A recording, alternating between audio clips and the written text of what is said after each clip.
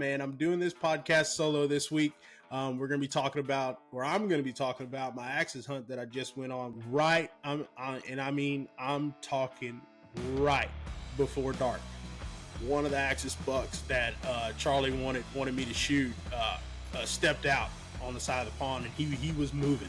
I'd say he's maybe quartered away a little bit, but he's standing pretty broadside. So I go through my shot process and everything, pull the trigger, shot goes off, and I mean, you hear that whap, that bullet hit him and everything, and Charlie's watching him through the binoculars, and he's saying, good hit, good hit. Everything feels great. He gets hit, and he acts hurt from the start. He kind of plows him to the ground and then runs off in the brush, man. And I'm thinking like, wow, that happened pretty freaking quick. But little did I know that's kind of just where my hunt started, to be honest with you. Tejas Hunt Club Podcast is the podcast for you and you and you and you. What's up, guys? Welcome to episode 14 of the Tejas Hunt Club Podcast. I'm Brandon McDowell, your host today, and also your guest today. Yep, that's right, man. I'm doing this podcast solo this week. I'm going to be talking about my axis hunt that I just went on with Charlie Maynard down in Laredo, Texas. But before we get into that, got a couple things I want to go over with you. We really appreciate everybody, listening to the podcast and watching it on YouTube. It's been a big hit. We had a lot of people that liked that last podcast with Josh Boschke and Trey Moya. That's, like I said, in the podcast was going to be the most viewed one. And right now the numbers are not lying. So thanks for listening to that podcast. I appreciate them sharing it, and also Boards and Broads and them sharing it on their social media and stuff too.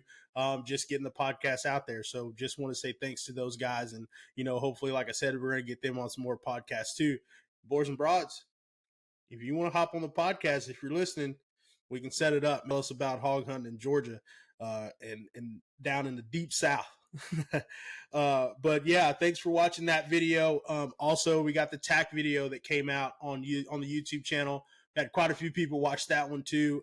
Want to say thank you for that. If you haven't, go check it out. If you have, share it with a friend. TAC is an annual event, so we're gonna be planning on going every year. It's a lot of fun. You get to, test yourself, see what you need to work on for the rest of the year before hunting season starts, and what you've accomplished since last year. So if you haven't checked that video out, please do share it with a friend. Also, turkey season wrap up with Jared. We had that podcast that came out also. A little impromptu hunt for him while he was back home visiting family and everything, but turned out pretty good. He wound up killing a bird. So if you want to hear that story and hear us talk about kind of like what we kind of gathered from this turkey season, what we want to work on for next year, and kind of like what we plan on doing turkey hunting wise in the future. So check that podcast out. Appreciate it if you already have. But with that, man, let's hop into the podcast and let me tell you about my axis hunt. So it all started on Instagram, which most of my hunting stories do start on Instagram, talking to different people. And honestly, right now I've been seeing a lot of people post about things that have ruined the world, I guess you would say, and social media has kind of came up as one of those things. And my opinion is there's bad and good in everything, and it's kind of up to each person of what they do with different tools. For me, social media has been a tool to help me with my business. It's been a tool to meet new friends. It's been a tool to, go out and see new experiences and get to do new things. So my opinion is that social media hasn't ruined the world. It's more shown what the world was already doing, and kind of blown that up and let everybody else see what's going on too. So off my soapbox about that. But anyway, a couple facts about axis deer that I found looking them up, man. When I was going to do this podcast, I kind of wanted to make sure maybe if I didn't know something about axis, or kind of talk about some different things that axis and where they come from and things like that. So they actually native to Sri Lanka and India. So that they were brought over, actually the first time they were brought over were to Hawaii. They were actually a gift from Hong Kong to the king of Hawaii. So that's why you see a lot of people hunting axis deer over there on Maui and different things. So they have their own herd or guess of axis that they have kind of on every little different island. I'm not sure if it's on all of them, but it's on quite a few, at least Maui and Lanai for sure. But they were actually brought to Texas in 1932. I do believe kind of the Wyo Ranch had something to do with that. And then also, some of the universities and things that they were looking at, and probably some hunters too. Because I mean, there's guys that went over to India in the 30s and stuff to hunt tigers, and they probably saw these axis deer and wanted some on their ranch back in Texas.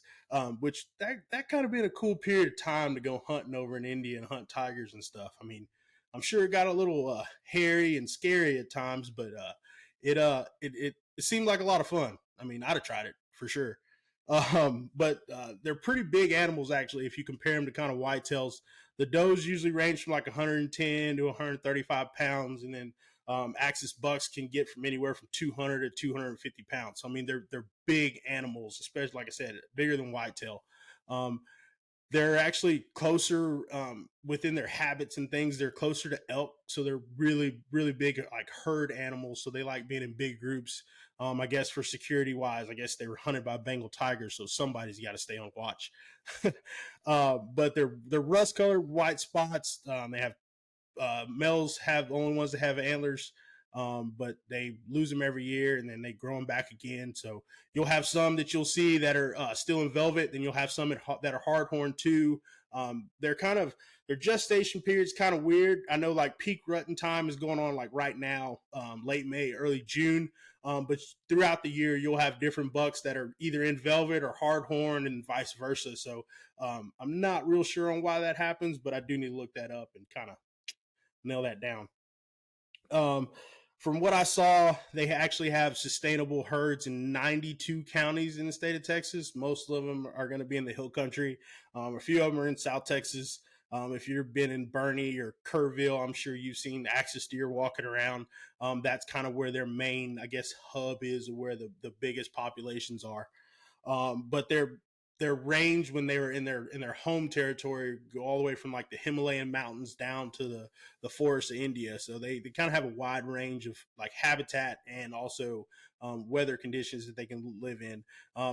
Unlike what we saw in the freeze a couple years ago, that kind of got too cold for them, but they do live in some mountainous regions in their home territory. So now that you know a couple facts about axis deer, and if you want to do your own research and find out some more stuff about them, I found all this information on Texas Parks and Wildlife website and also Texas Tech Natural Resources, so the agricultural college. They actually did a study on axis deer, which that study is a little long, so I didn't read the whole thing, but I actually did save it to read a little later because I do want to find out more information about them.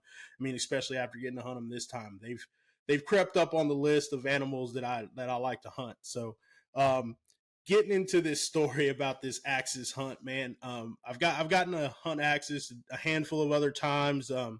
Megan hunted. We got to hunt one with Megan on this low fence place that we hunted on out in West Texas. I've gotten to film a couple times with people that were hunting axis deer. So I'd been around them. I've seen them. I've seen some pretty big ones, but I'd never hunted one for myself. And this opportunity came up, as most of my opportunities come up, is being on Instagram and just talking to people. So I went hunting with Charlie Maynard. He's a guide and outfitter for safari specialists and McDonald Safari. So he's actually hunted over in Africa. They hunt aoudad and axis in the hill country and out in West Texas. They got elk trips too. So he's been hunting for a long time, and I've been interacting, talking to him, DM and stuff for a while, and sharing their stuff. So this opportunity to go hunt with him was pretty cool. We're gonna have to get him on the podcast because his family's history of hunting is pretty cool. I got to hear a little bit about it while we were down there hunting. So I drove down to Laredo from College Station. It's about a 5-hour trip, but I made it there in the afternoon, just in time to get my stuff unloaded and get clothes changed and everything. And we were going to try and do an afternoon hunt. The plan was kind of just to scout that afternoon, and then the next morning we were going to try to make our way through kind of some of the areas where you'd seen them hanging out, and then also we were going to hunt water because they have to water every day. So that was one of the tactics we were going to use. This was a high fence hunt. I'm, like I said before in other podcasts, I'm not opposed to it. Some people maybe. To me, like I said, another podcast, depending on the size of the high fence, I mean, it's still hunting. This wasn't a put and shoot. This wasn't a little 20-acre pasture. This is 350 acres. I mean, most people's whitetail properties are 350 acres. We were just kind of hanging out and at the house, and then got me a nice little welcome to Laredo gift when I looked out the door. If you haven't seen it, it's on our Instagram. I posted a video of it, but a pretty good size. And when I say pretty good size, this is about a 4.5 foot, maybe close to 5 foot rattlesnake was making its way onto the porch, I guess. That sucks too, because it's right now.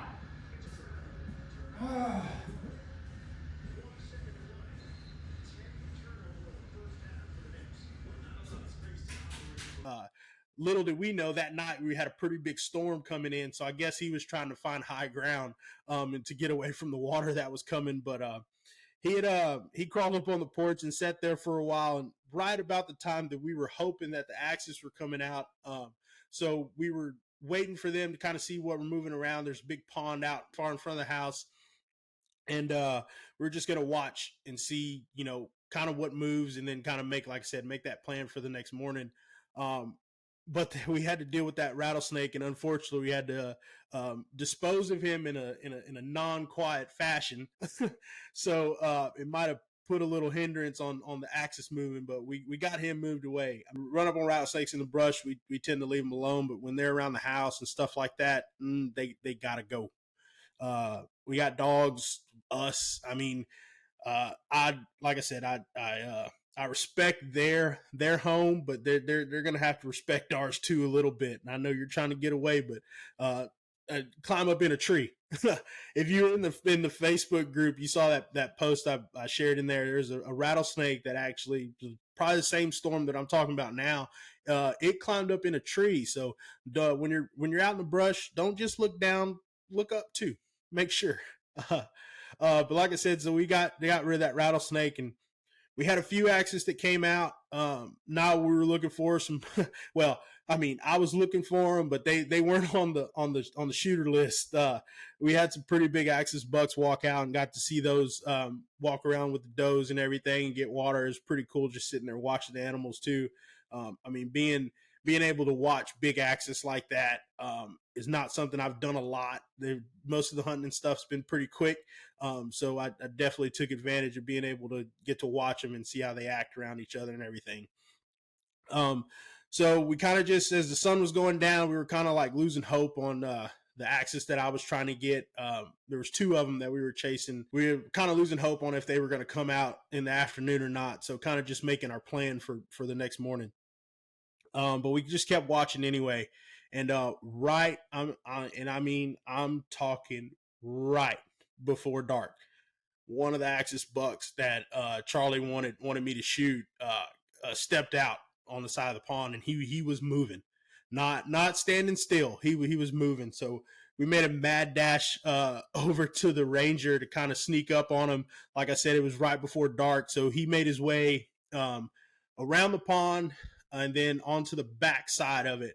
So it was a little bit farther shot than I wanted to take at that point in time, being that I was shooting Charlie's gun.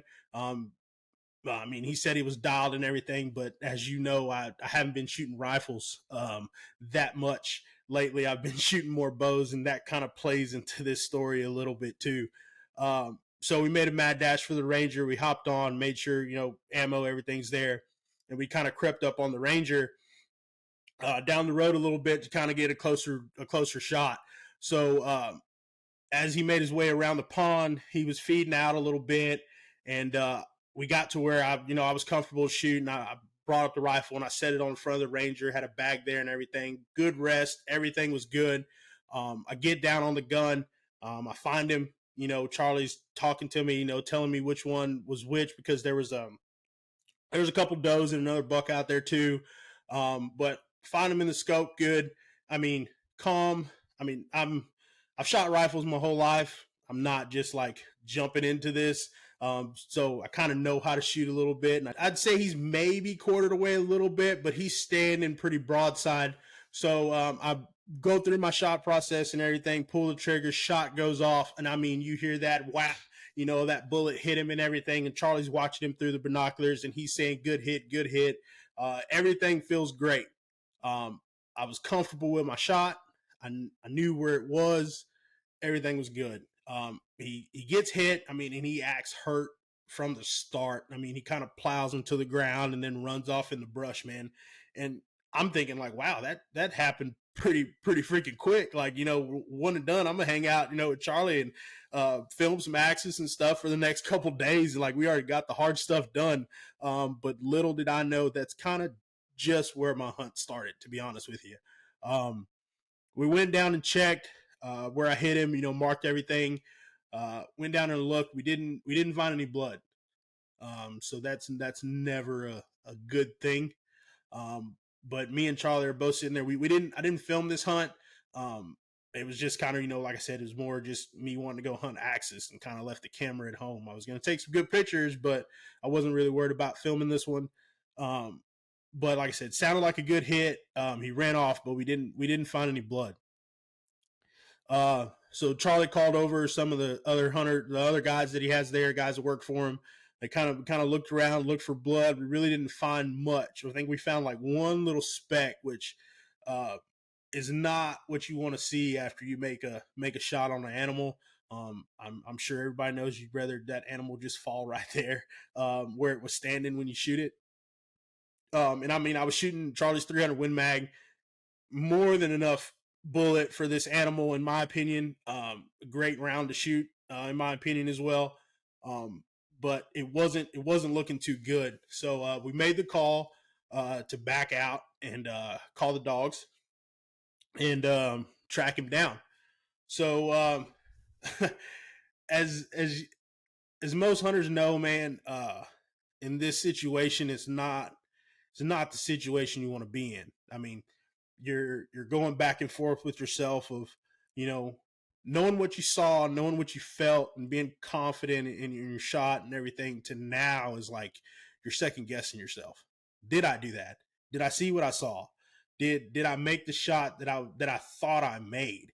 And then, I mean, we're going back and forth between me and Charlie. We're talking about everything, and he's telling me what he saw, which is verifying what I'm thinking, but still in the back of my mind, I'm thinking, man, I messed this up. Like I missed, or I hit him bad or something like that. Like it's just, your mind just starts going, and it's not a very good place to be as a hunter. I mean, I haven't been in this situation, luckily.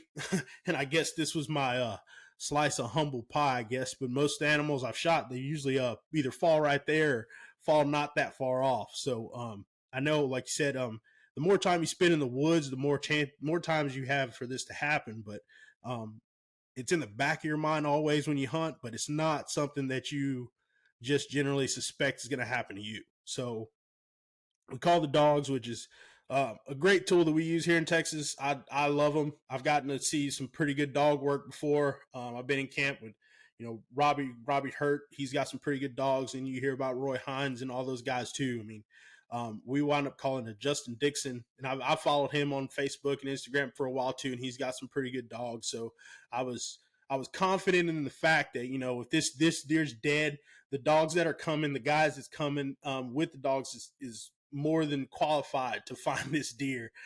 It's not, I got two dogs that like tracking deer, but I'm not going to tell you that they're blood tracking dogs, and I ain't going to charge nobody to go find a deer for somebody either. But this is a different deal. This Justin Dixon, he does this for a living. He's been doing it for a long time, and he's got some great mentors, and, maybe hopefully I'll get him on the podcast, kind of talk about blood tracking and stuff like that, because I definitely want some tips.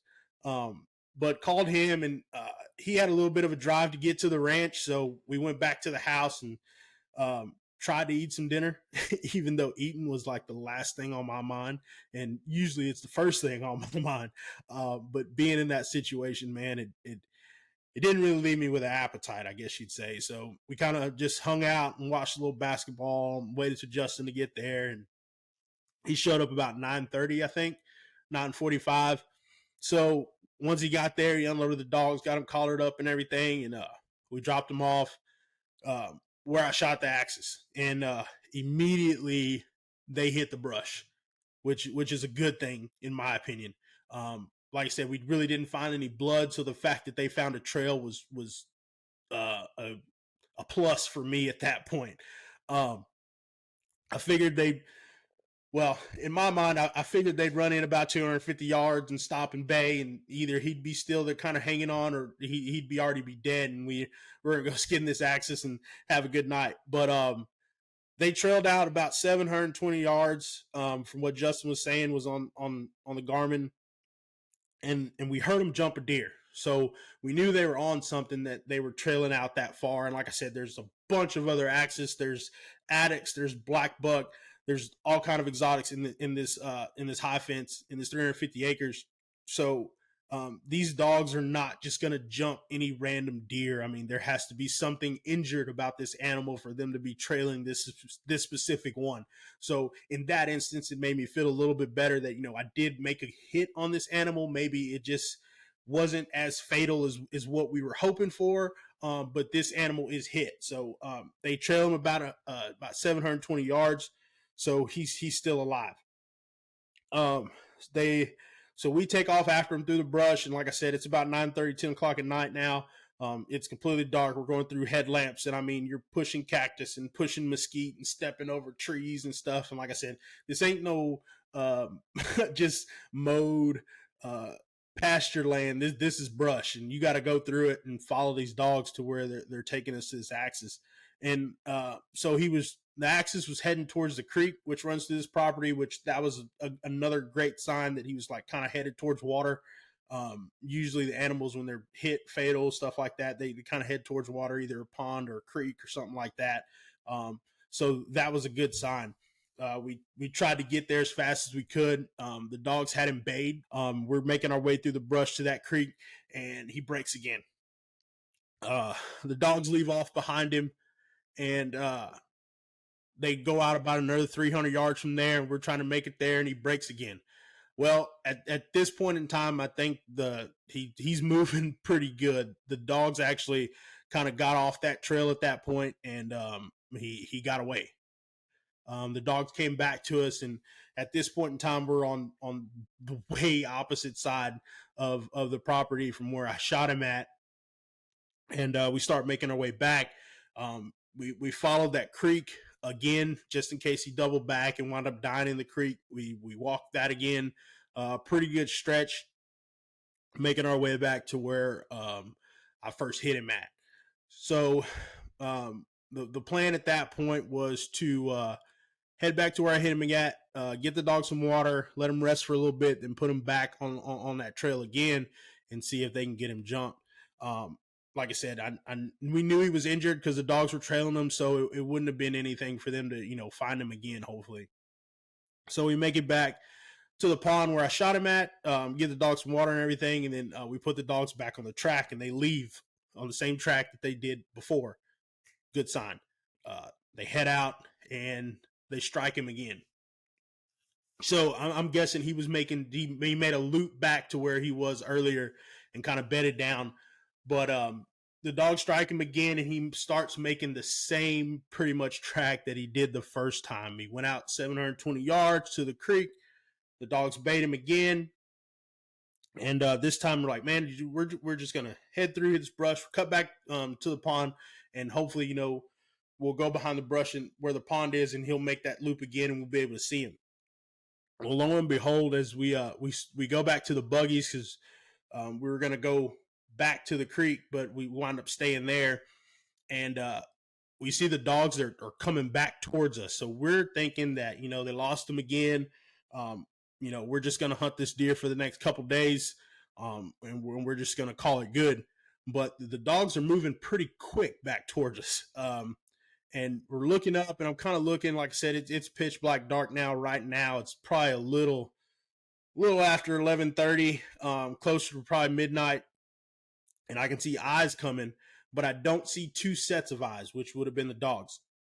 And the axis that I hit is actually hauling ass back to us, making that loop again. He caught us off guard. We weren't really ready, thinking that he was coming back to us. We kind of thought the dogs had lost him again, but they were just trailing him back to where we were. So he actually ran probably within 50 yards of where we were standing. And at this time, when I'm in this situation, haven't been in this situation many times, but when I'm hunting an animal like this, I tend not to look at their horns.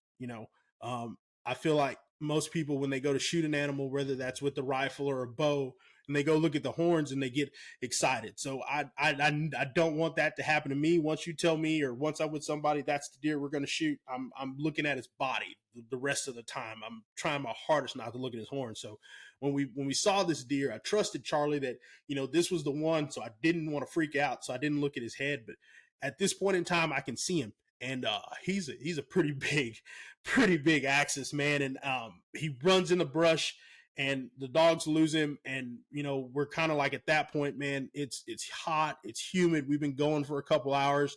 I mean, the dogs are tired. We're tired. I think when I looked at my watch or my phone, we had gone about almost 3.5 miles walking through everything, trailing this deer in that time period. So at that point, I mean, we understood that he was still alive. I mean, from what we saw him moving, he was moving pretty good, enough to outrun those dogs, which comes back to like this whole situation was pretty confusing, as knowing that these dogs wouldn't get on a deer that's not injured, but the way he was moving and how fast he was moving did not look like he was hit or injured. So it was really, really weird. And like I said, a situation that I never really been in, and hadn't had any experience with. So big shout out to Justin again for his dogs. They did what they were supposed to do. They found the deer. It's just, it was still alive more than what we thought. And then we still couldn't figure out, if he's hit, how bad is he hit, kind of that whole deal. So we wound up, just loading the dogs up, and Justin went home, and we didn't get the deer. So this is night one, and I didn't really sleep too much that night. I was excited and anxious about hunting again tomorrow and trying to find this deer. I mean, last thing you want to do, or last thing I want to do, just to speak for myself, last thing I want to do is shoot an animal and like have it suffering like that. That's not how I want to hunt. It's not how I want to do it. I want to make sure that if I'm gonna shoot something, it's gonna die as quickly, as fast as possible, just for my moral standard, and also for meat wise, man. I mean, having an animal stressed like that does do things to the meat and makes it sour. So one of the biggest things about this hunt was the meat. So there was kind of a lot I was thinking about during this time. So went to bed that night, um, for what I could, and got up the next morning, and we're gonna go hunt. So we made our way around the ranch. I mean, multiple trips. I mean, we looked for buzzards, we looked for birds, we looked for everything to see if this deer had passed, or even if we could find this deer again. Um, we sat there. We went to the pond again to see if he'd come out to get a drink. If he's injured, that's the water's kind of what they need more than food, or what drives them is water more than food at that point in time. So we didn't see this deer. We saw multiple other deer during this time, but it just wasn't the one we were looking for. So that next day, I mean, passes. I mean, like I said, we made multiple trips out, didn't find any birds, didn't find anything. Um, went to bed again that next night, not very happy with myself at that point. Just you you think about all the things that you could have done different in that situation. Even prior to that situation, shooting more. I could have got a better rest. I could have done this. I could have done that. But at that point in time, it's not really anything you can do. But keep hunting and try to find them again. The second day, kind of the same lot of the same like first. We saw more axis that day, but we didn't see the axis that we were looking for. So once again, went to bed and not in a very good mood. We woke up that next morning, and it was the last morning I was going to be there. We were going to make an extra hunt and try to find this deer again. Once again, this whole time, we don't find birds. We don't see buzzards or anything like that flying around. So this deer's got to still be alive somewhere, hiding in this brush. And like I said, for those people that think, hunting behind a high fence is easy, is a drop in the or shooting fish in a barrel. Well, I'm gonna tell you, in this barrel that we spent a lot, I mean, hours of those 2 days scouring and walking through the brush and everything else to find this deer, and we didn't see him. So it takes a lot more, in my opinion, like I said, to hunt these deer even under a high fence. That last morning, we did have some hope, I guess you would say. We spotted a good herd of axis that were moving, and tried to get on them. We didn't see the buck that I shot in that group, but it was Charlie had seen some other bucks that he'd been running around with in that group, so maybe he was in there, but we just didn't see him. So unfortunately, at that point in time, I had to come back home. So I had to leave without a deer. Charlie, man, is a stand-up guy for sure. He sent me home with some axis meat that he had in his freezer, and he told me, he said, "Hey, man, I'm gonna keep looking for this deer. If we find him dead, I'll give you a shout, and we'll get his horns and stuff for you.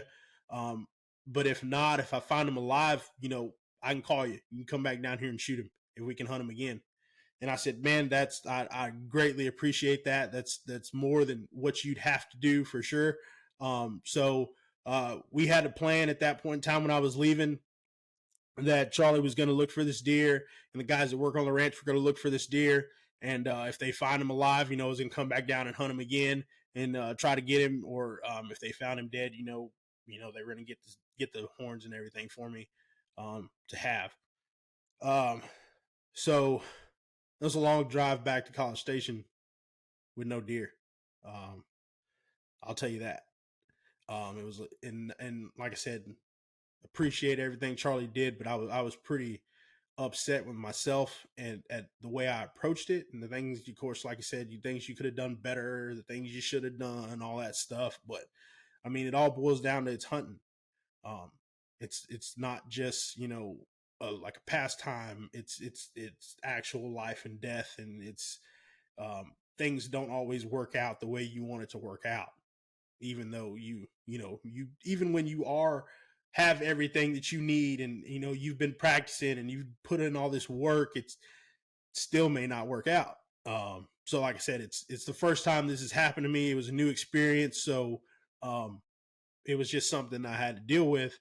And then also, I'd say too, it was even something that I know I wanted to talk about, like on the podcast. I know I wanted to talk about, period, just because this happens all the time and not enough people do talk about it. It's kind of like a bad stigma. Oh, you're a bad shooter. It's a bad this. You didn't do that. And I can tell you, even if you are the best and you do this all the time, this is still going to happen. And it's just a reality that we have to deal with. I mean, it sucks, but it is what it is. So I and everything wanted me to be texting Charlie and call him, "Hey man, did you see him this morning?" Or, "Hey man, did you see him this?" and all that kind of stuff. But I said, you know what? Charlie sees him. He said he's gonna call me, so I'm gonna trust that he's gonna call me. And I came back home, and I think it was the day after. I had a day here. What was it? No, Monday. Went down there Monday, Tuesday, Wednesday, Thursday.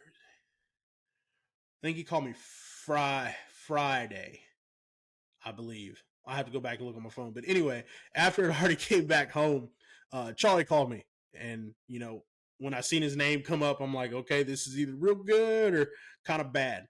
But Charlie called me and he said, "Hey, man, I found your deer, and he's still alive." Unfortunately, from what we could see, Charlie got to put the camera on him and watch him for a little bit. It looked like my shot was real low. So it was real low and forward. So my shot had pretty much gone through his front side shoulder, but low enough under his brisket and blown out his offside leg. Not completely off, but enough to where he was in bad shape. I mean, I got Charlie sent me pictures of it and everything of him. He was in real pretty bad shape, and I know at that point Charlie was kind of asking me, what I wanted to do, and it wasn't like I could turn around and head back to Laredo at that point in time to go hunt this deer, and then he was already in bad shape and everything. So I just told Charlie, I said, "Hey man, just shoot that deer, and kind of put him out of the misery that he's in right now from my shot, and we'll get the cape and the head from him and everything else." So he said, "All right, man, that's kind of what I figured I wanted to do too, but I wanted to leave it up to you to make that decision." And I said, "I appreciate it." And he said, "Man, I'll call you back if I can get him, if I can see him again." And about 30 minutes later, I get a picture of a pretty big axis deer laid against a mesquite tree, after Charlie put a shot on him and finished him out, or finished him off after the shot I put on him. Like I said, man, this wasn't how I wanted this hunt to go down, but it's a learning experience. I'm gonna take it for what it is. I'm gonna make sure that maybe next time I need to take a little bit more time on my shot.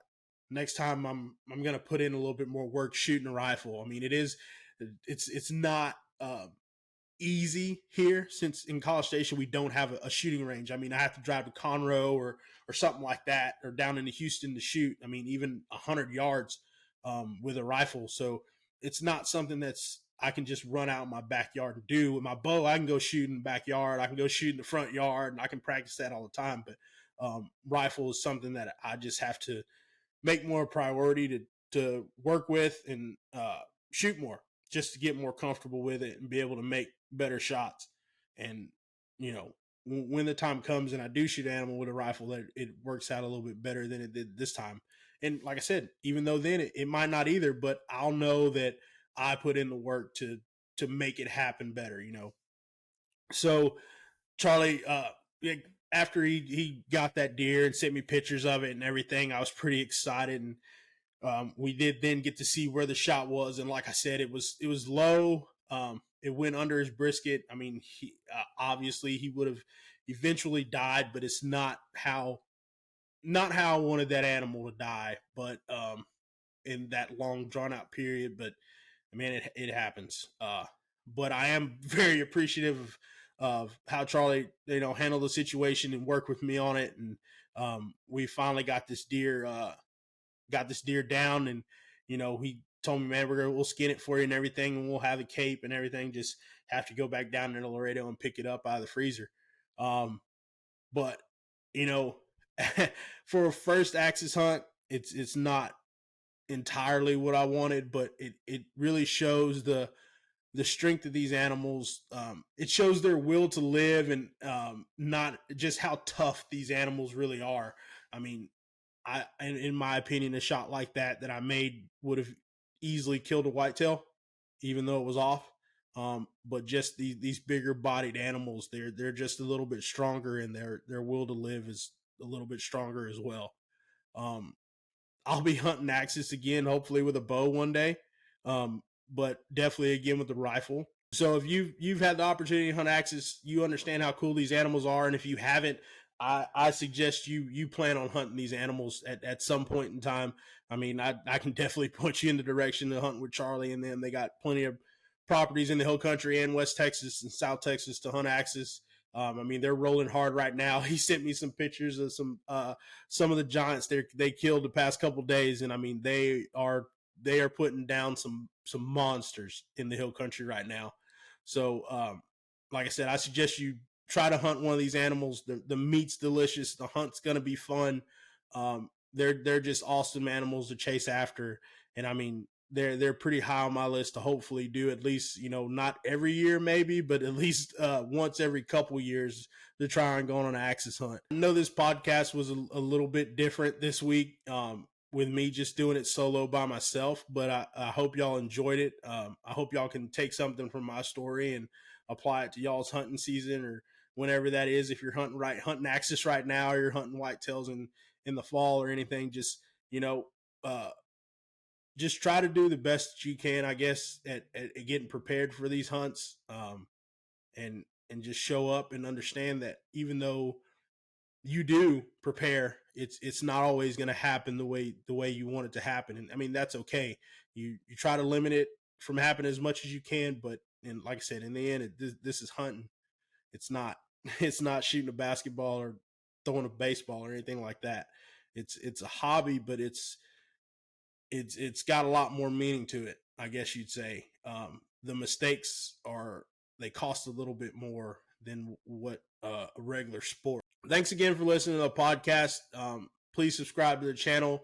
If you like this story, if you want to hear more, shoot me a DM on Instagram or something like that, or comment on the YouTube channel, BarMC Media and Tejas Hunt Club. Follow us on everything. Join the Facebook group. We appreciate it.